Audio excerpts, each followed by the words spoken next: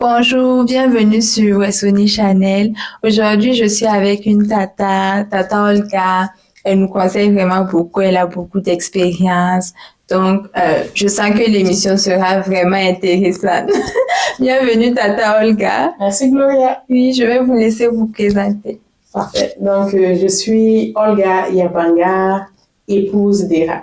Présentement, je suis spécialiste en gestion du changement, donc au gouvernement du Québec. Oh, ok. Donc, rentrons dans le vif du sujet. Dans le fond, vous êtes venu au Canada en 2014. Pourquoi êtes-vous venu au Canada? Mais je suis venue en 2014 pour rejoindre mon mari qui s'était installé ici. Donc, c'est par un regroupement familial que je suis arrivée ici. Okay. Et puis, vous êtes arrivée ici en tant que travailleuse, si je comprends bien, pas étudiante. Comment s'est passée l'intégration? Disons que je suis arrivée avec la résidence permanente. Donc, l'intégration, je dirais, on ne peut pas dire elle n'a pas été simple parce qu'il y a quand même tout un processus à passer. Le premier élément que j'ai rencontré, je vais dire essentiellement une difficulté que j'ai rencontrée dans mon intégration, c'était la reconnaissance des acquis et des diplômes. On sait que quand on étudie la plupart du temps dans certains pays, quand on arrive, on a de la difficulté à faire reconnaître nos diplômes. Donc, au Burkina, moi, j'étais enseignante en marketing. J'avais un master en marketing et une maîtrise également en marketing. Mais quand je suis arrivée, je dirais, j'ai pas pu faire reconnaître ces diplômes-là. Et par la suite, j'ai fait les formalités, mais par la grâce de Dieu, je suis arrivée à me trouver un emploi et commencer tranquillement, le temps de repartir à l'école. Comment vous avez fait pour pallier ces difficultés? Vous êtes retournée à l'école. Comment vous avez fait? Donc, pour pallier au manque de reconnaissance, je dirais, de mes diplômes, moi, je dirais, j'avais quand même l'ambition d'avoir un diplôme de plus ici. Donc, j'ai décidé de repartir aux études. Et j'ai choisi les relations industrielles. On se demande à savoir pourquoi j'ai pas continué en marketing. J'ai pas continué en marketing parce que je ne suis pas bilingue. Et pour pouvoir exceller ici dans le marketing, il faut être bilingue. Et j'avais également des contraintes familiales en ce temps-là. Raison pour laquelle j'ai décidé d'aller en relations industrielles. Je dirais un choix que je ne regrette pas d'ailleurs. Wow. Donc, vous êtes retournée aux études. Et vous aviez une famille. Comment vous avez concilié les études et puis la famille? Je dirais c'était véritablement un défi parce que je dirais que j'avais une jeune famille à l'époque. J'avais un garçon de 5 ans et je suis tombée enceinte également quand je débutais les cours. Mais ma chance, c'est que je n'avais pas de problème avec ma grossesse. J'ai lutté jusqu'à la fin. Et j'ai accouché, je devais reprendre les cours à l'automne avec un bébé qui avait à peine, je dirais, 2-3 mois, c'est pas évident. Une maman qui étudie à temps plein et qui s'occupe d'un enfant, qui fait ses devoirs à l'école, qui joue son rôle de maman, qui joue un rôle, je dirais également d'épouse. Ça n'a pas été évident, mais avec du recul, quand je regarde aujourd'hui, je dirais c'est de la fierté parce qu'il a fallu faire certains sacrifices pour pouvoir arriver à concilier tout cela. Mais je dirais aussi que je ne serais pas arrivée à le faire sans le concours de mon époux qui s'occupait, je dirais, des enfants quand j'étais à l'école. Donc, le choix du partenaire compte beaucoup. Okay. Et vous avez dit que vous avez étudié les relations industrielles. C'est quoi les relations industrielles? Les relations industrielles, je dirais, c'est un domaine qui traite, je dirais, essentiellement de tout ce qui est volet ressources humaines au travail, mais on fait également un lien avec tout ce qui est environnement de travail, que ce soit les syndicats, que ce soit également le patronat, tout ce qui vacille autour de l'environnement extérieur au travail. Okay. Donc, les relations industrielles, c'est pas seulement les ressources humaines. Si je comprends bien, dans une entreprise, par exemple, il y a les chargés aux ressources humaines et à vous aussi. Ouais, nous, on fait partie de la classe des ressources humaines. Selon vous, quelles sont les aptitudes à avoir pour réussir son projet d'études au Canada? Les aptitudes à avoir pour réussir son projet d'études, je dirais le premier élément, c'est la motivation. C'est la motivation qui est la base de tout. Parce que quand tu es motivé, peu importe les difficultés que tu vas avoir, tu vas réussir à les affronter. La motivation, la détermination également, parce que tu sais l'objectif que tu t'es fixé et tu vas tout mettre en œuvre pour pouvoir atteindre ton objectif là. Et également le sens de l'organisation, parce qu'on regarde quand on est aux études ici, même si nous sommes aux études à temps plein, la plupart du temps, on est appelé également à se prendre un petit travail à temps partiel pour pouvoir subvenir à nos besoins. Donc, ça suppose que on puisse avoir un bon sens de l'organisation pour pouvoir arriver à concilier les études et le travail. Parce que quand on finit les cours, il faut préparer les examens. Il y a également certains travaux que les professeurs vont donner. Donc, si on arrive à s'organiser, on va arriver à concilier le travail et l'étude. Donc, je pense qu'essentiellement, ces trois éléments-là sont importants pour pouvoir réussir son projet d'études ici. Actuellement, vous êtes spécialiste en gestion de changement. Pouvez-vous nous parler du poste, en quoi ça consiste? Essentiellement, je dirais, ça consiste à apporter une expertise en tout ce qui concerne la gestion du changement. Je dirais qu'au quotidien, moi, j'accompagne mes autorités. Ça peut être mes gestionnaires, ça peut être des directeurs, ça peut être également, je dirais, mes sous-ministres dans la mise en œuvre de changements organisationnels. Donc, quand on dit conseiller en gestion du changement, dans le concret, moi, je suis là quand on veut mettre un changement organisationnel. Moi, je vais accompagner, je dirais, les gestionnaires à tenir compte surtout de tout ce qui est aspect humain dans la mise en œuvre de changement.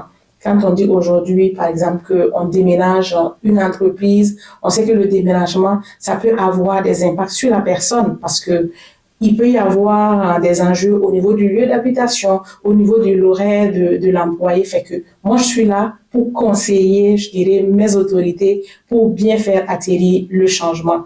Également, j'élabore, je dirais, des processus, des outils en gestion de changement. Je fais également de la formation en gestion de changement et je suis gardienne, je dirais, essentiellement de la gestion de changement dans mon organisation.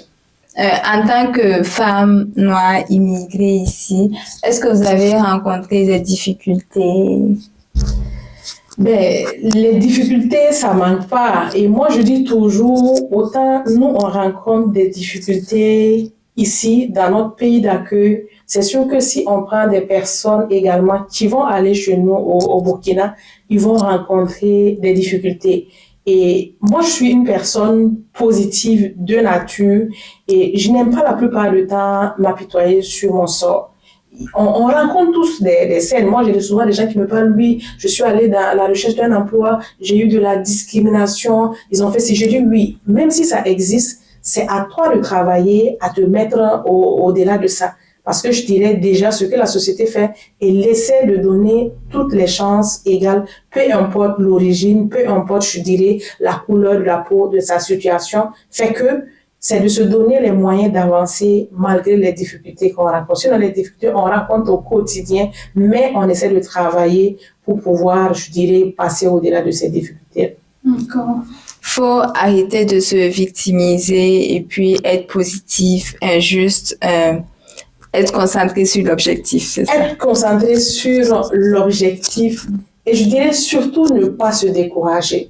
Je me souviens encore quand je suis arrivée, comme j'ai dit, je suis arrivée en avril, je suis arrivée en avril 2014 avec mon enfant, avant même d'entamer la réflexion pour aller à l'école, je dirais.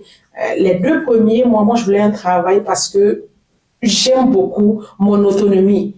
J'aime beaucoup mon autonomie et je veux aussi pouvoir contribuer aussi dans mon foyer. Fait que dès mon arrivée déjà, j'ai commencé à déposer mes CV et tout. Mais quand j'ai déposé mes CV dans les 2 premiers mois de mon arrivée, les 3 premiers mois, entre mai et juillet, je dirais, J'ai fait peut-être deux entrevues, je dirais, sur une quinzaine de CV que j'ai déposés.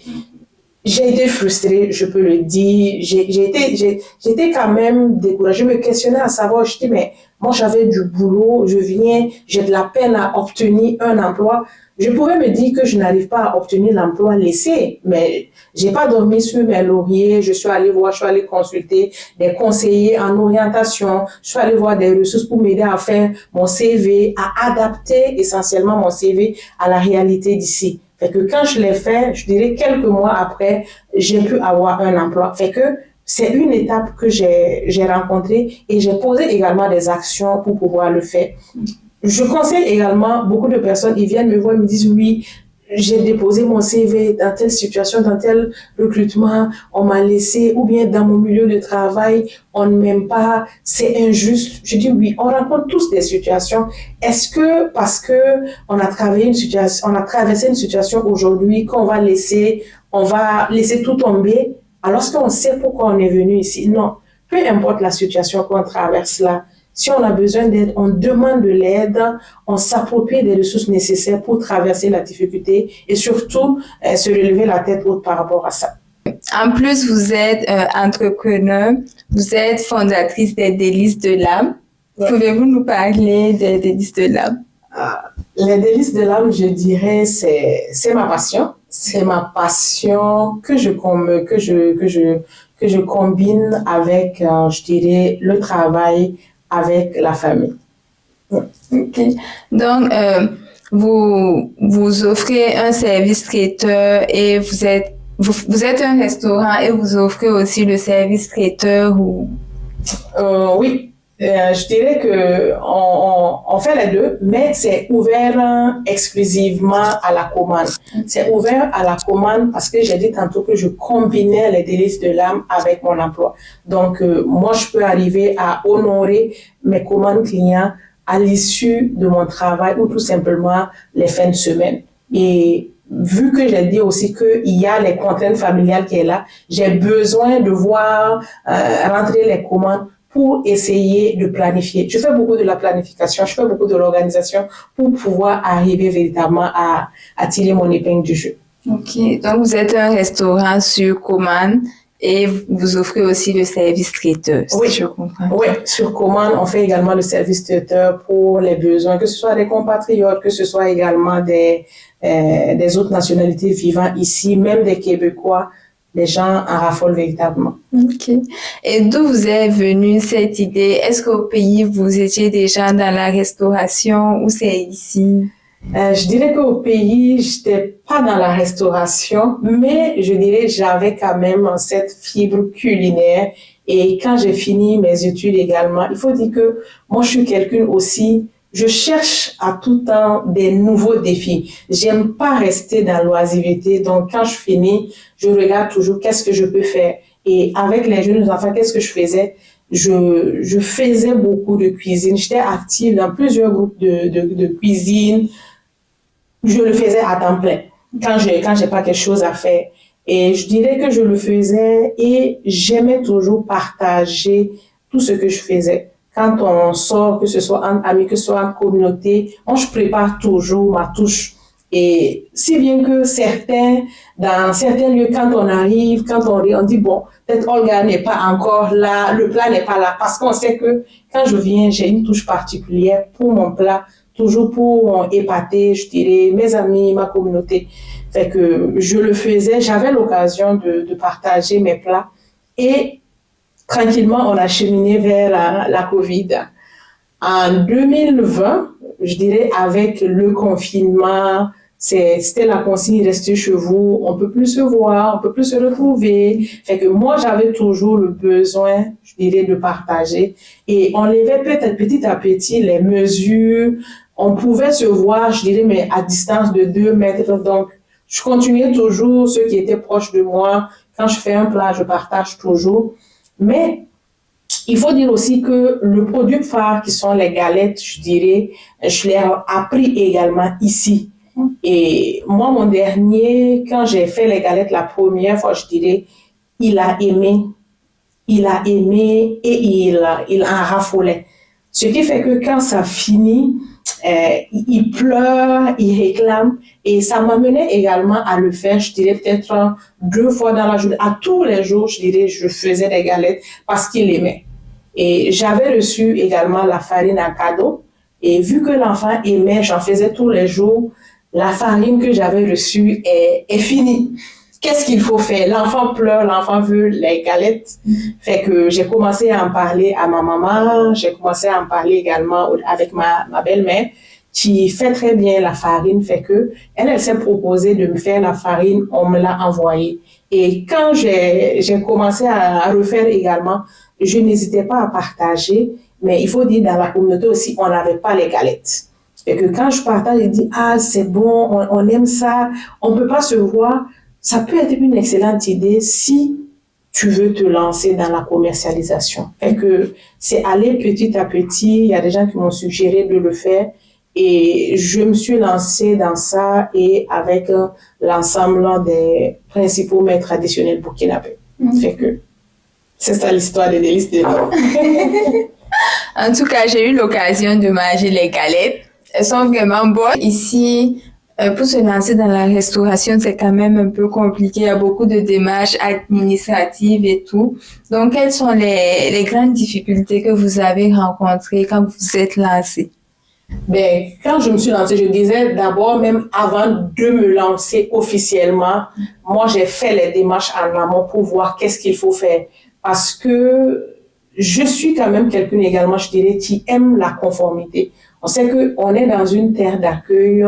Pour être bien intégré, pour se sentir bien et se mettre à l'abri de tout, c'est bon quand même de se conformer à tout ce qui est dit. Fait que j'ai fait les démarches au niveau du registre des entreprises pour pouvoir inscrire des listes de l'âme comme une entreprise. Il y a également les démarches à faire au niveau du MAPAC parce que c'est sûr que tout ce qui est alimentaire est réglementé parce que ils ont à cœur quand même la santé, la sécurité des personnes qui vont savourer ces mets-là. Fait que il y a des formations à faire. J'ai fait la formation. Il y a des autorisations à faire, le permis à faire. Je me suis acquittée des obligations pour avoir le permis. Il y a également des visites que le ministère vient faire pour s'assurer que le cadre dans lequel les mets sont commercialisés sont propres. Ça, c'est un critère de base, fait que tous ces éléments-là, je dirais, je les ai honorés, fait que on opère légalement, si je peux le dire ainsi. Mais dans la gestion de votre entreprise à tous les jours, quelle est la difficulté que vous rencontrez vraiment? Ok, je dirais la difficulté essentielle, c'est les coûts d'acheminement des matières premières. Les coûts d'acheminement des matières premières, je dirais, on sait que chez nous, c'est enclavé.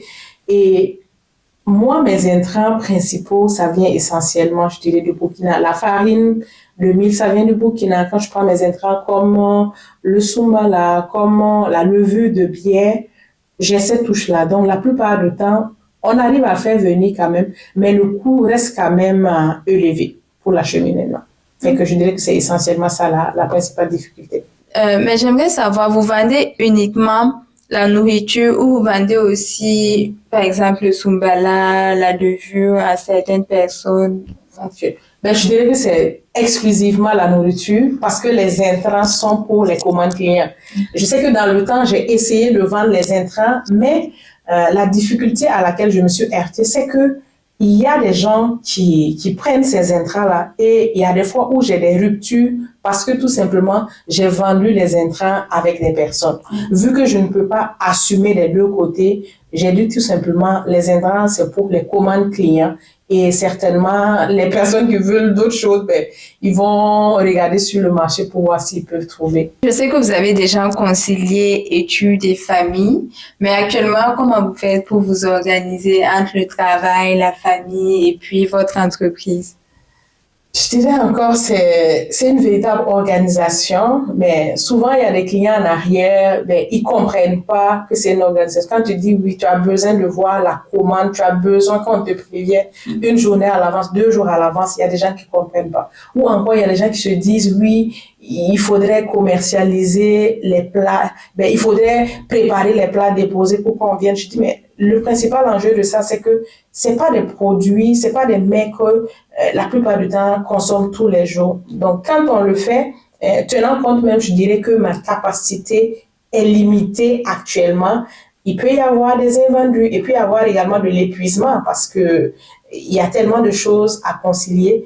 Mais je dirais que ça prend une organisation. Et je dis toujours, dans la conciliation des trois, le travail, la famille et l'entreprise, je dirais que l'entreprise passe, je dirais, actuellement en dernière position parce que il faut s'occuper, il faut voir le bien-être de la famille. Certains me questionnent, par exemple, aujourd'hui, à savoir, oui, pourquoi je ne pars pas me lancer exclusivement dans la restauration et laisser le travail. Je dis, bon, c'est sûr aussi qu'il faut tenir compte du fait aussi que j'ai mes rêves, que j'ai mes aspirations, mais c'est pas une possibilité que j'écarte à long terme. Mais présentement, je dirais, ben, je me suis fixé des objectifs également. Et parmi ces objectifs-là également, je dirais, c'est d'être près des enfants, de regarder l'évolution de mes enfants et pouvoir voir au quotidien. Je sais que si je décide actuellement d'aller m'installer à temps plein, quelque part, je dirais, je vais m'éloigner carrément de la vision familiale. Fait que ce sont des réflexions que je continue toujours à avoir, mais, et que je remercie également certaines personnes de me suggérer. Mais en temps et lieu, je dirais, ben, le résultat de la réflexion, ben, je pourrais le dire, mais c'est toute une organisation. Et quand j'ai des contraintes au travail, il m'arrive, je dirais, de mettre carrément les délices de l'âme sur pause parce que c'est pas évident, après le travail, la famille, de trouver encore la force pour honorer des commandes. Mais je prends le soin quand même d'expliquer ou quand je vois venir, je dirais, les contraintes professionnelles, je prends pas de commandes durant la période. Donc, dans un avenir plus que parfait, où est-ce que vous vous voyez dans 5 ans? Ben, la réflexion est là quand même, je dirais, depuis une année, mais je dirais que c'est des défis et je dirais, c'est des projets secrets, je dirais, mais toujours est-il que j'ai quand même cette volonté-là dans un moyen terme aussi de pouvoir contribuer dans mon pays au Burkina. Fait que la réflexion est là et je continue toujours ma réflexion. Parlons un peu d'Afrique. Est-ce que les relations industrielles est un domaine développé en Afrique? Est-ce qu'on connaît ça vraiment? En Afrique, on ne parle pas de relations industrielles. On parle plus, je dirais, de la gestion des ressources humaines. Ok. Ouais. Mais estimez-vous que ça peut être un domaine d'avenir où actuellement on n'a pas vraiment d'institutions qui nécessitent cela? Je dirais que, étant donné que la gestion des ressources humaines fait partie des relations industrielles, lancer encore des relations industrielles, je ne vois pas, je dirais, comment je vais dire, je ne pense pas que ce soit, je dirais, une filière porteuse, mais on peut essayer d'intégrer certaines matières de relations industrielles dans les cours de gestion des ressources humaines, tout simplement pour mieux outiller les personnes qui vont étudier dans ces domaines. Pour la fin, quel conseil pouvez-vous donner à un nouveau arrivant? Et vu que vous êtes venu ici en tant que travailleur, dans le contexte d'un travailleur étranger qui vient d'arriver? Ben, quelqu'un qui arrive ici, c'est d'être motivé et surtout de faire preuve comment je veux dire, de détermination. Parce que quand on arrive, j'ai évoqué la non-reconnaissance de certains diplômes et je dirais que ça, c'est quelque chose qui arrive toujours à certains compatriotes ou encore à certaines personnes qui viennent de l'étranger. Donc, quand on décide, je dirais, de faire reconnaître ses acquis, il peut y avoir, je dirais, un ou deux diplômes qui sont pas reconnus, qui sont un frein pour nous. Et quand on a ce verdict-là, je dirais, des structures de formation, il ne faut pas baisser les bras. Si on vous dit, vous prenez un cours préparatoire pour une session, moi je dirais, quand on vise gros, on ne doit pas être découragé, on ne doit pas être freiné par des cours préparatoires. Quand on a la santé, c'est de se donner pour faire ces cours préparatoires-là et avancer. Moi, je pense que ça, c'est un élément véritablement que plusieurs personnes doivent prendre en compte. Parce que même quand on prend ceux qui arrivent dans la santé, les infirmiers pour s'intégrer, ils ont besoin de le faire. Certains acceptent de le faire, malheureusement, certains refusent de le faire. Et quand tu refuses de le faire, quand on regarde également dans ce qui se passe lorsqu'une université ou encore un institut de formation te donne des cours préparatoires à faire, je dirais, ça va être véritablement rare d'aller avoir un avis contraire dans une autre école ou une autre institution. Fait que quand on donne ce verdict, c'est prendre son courage, je dirais, et puis le faire pour pouvoir parvenir à ce qu'on veut. De ne pas tenir compte, je dirais, des difficultés. Les difficultés, je dirais, tout le monde rencontre. Et également, je dirais, de ne pas viser gros, de ne pas être, je vais dire quoi, carré dès le départ. Parce que ça également, on le voit dans l'insertion, les gens qui disent, oui, quand j'arrive directement, par exemple, quand je prends des emplois dans l'administration, moi je ne veux pas prendre un emploi technique, moi je veux un emploi, par exemple, professionnel. Alors qu'on sait que l'emploi professionnel, je dirais, ben, on recrute, mais c'est un peu difficile. Pourquoi pas ne pas se donner la peine, je dirais, d'évoluer dans le temps. Tu essaies de prendre un emploi technique, te faire la main et regarder les possibilités que tu as, par exemple, à l'emploi technique là. Moi, je trouve que ça te permet de faire de l'expérience, mais aussi d'aller viser des opportunités que tu as, soit dans l'entreprise dans laquelle que tu évolues, ou bien dans certaines autres structures. C'est vraiment une inspiration pour nous, les jeunes filles. Donc, merci beaucoup pour votre temps. Merci, Gloria. C'est un plaisir.